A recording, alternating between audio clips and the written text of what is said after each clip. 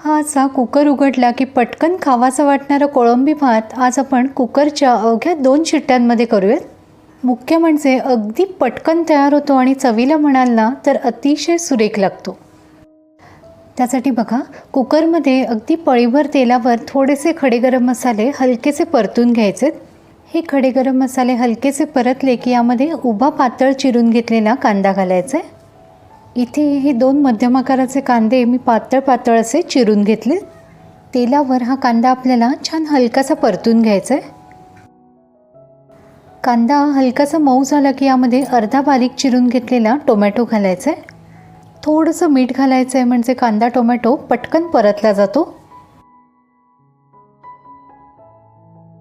आधीमध्ये हे असं हलवून घ्यायचं आणि कांदा टोमॅटो आपल्याला छान मऊ होईस्तोवर परतून घ्यायचं आहे.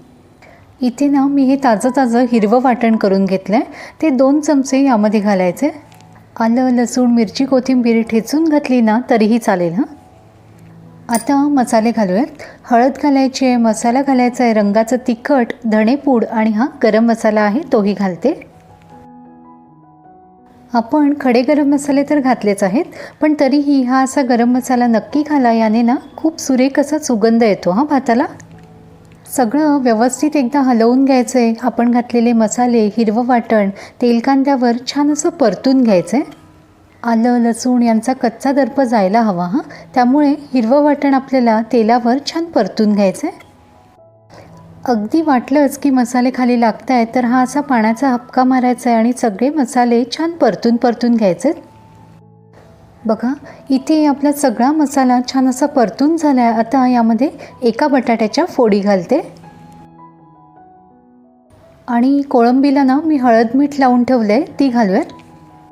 थोडासा तुकडा काजू घालते आणि सगळं आपल्याला व्यवस्थित असं हलवून घ्यायचं आहे.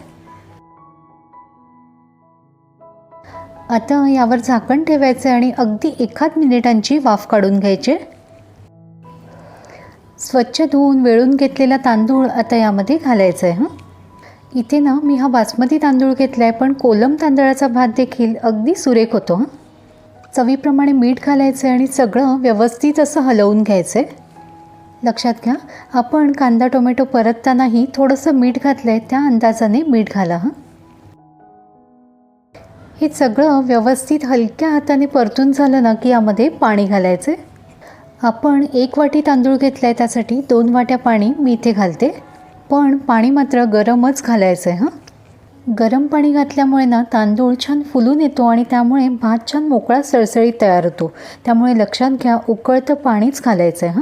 1 चमचाभर साजूक तूप घालायचं आहे. टोमॅटोचे काप आणि कोथिंबीर पेरली की कुकरचं झाकण बंद करायचं आहे आणि मध्यम आचेवर फक्त 2 शिट्ट्या काढून घ्यायच्या.